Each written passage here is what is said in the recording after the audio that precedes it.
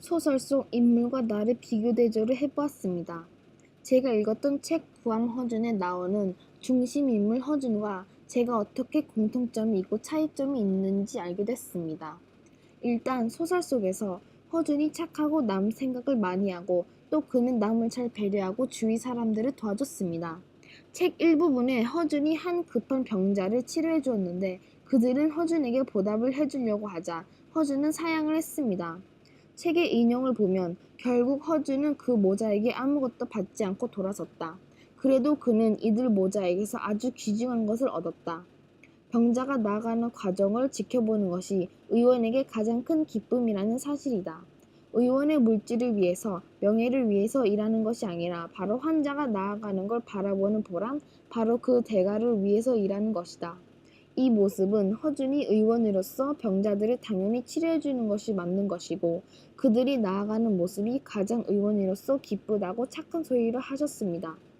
저 같은 경우에도 허준처럼 아픈 병자들을 나아가는 과정이 기쁠 것이며 백성들을 배려해주고 많이 도와주고 싶어 할 것입니다. 또한 허준은 조선의 높은 사람들에게만 치료를 하지 않고 모든 백성들에게도 치료를 다 해줍니다. 백성들은 허준의 배려심과 사람을 가리지 않는 진정한 의원이라고 합니다. 책에 있는 인용에 권력 있고 지체 높은 사람들에게만 병이 찾아드는 게 아니다. 오히려 가난하고 힘없는 백성들에게 병이 훨씬 더 잦다. 잘 사는 양반보다 못 사는 일반 백성에게 의술이 더 필요하다. 저 같은 경우에도 사람을 가리면 안 될 것이고 모든 주위 사람들을 돌보고 도와주는 것이 맞는다고 생각합니다. 허준처럼 겸손하며 힘든 사람들을 돕는 것이 바르다고 생각합니다.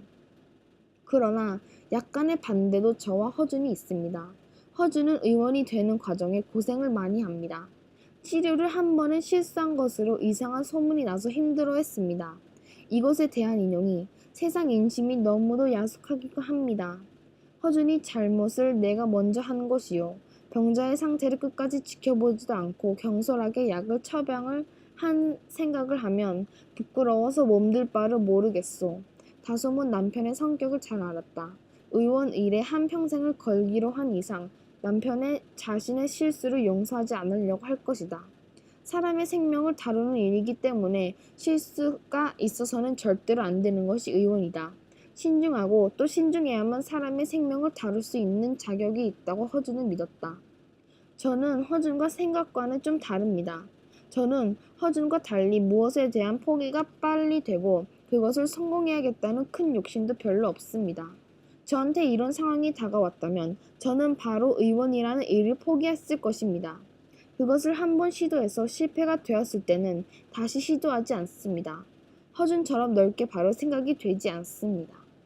이러한 근거들로 저와 허준이라는 인물과 비교 대조를 해보았습니다.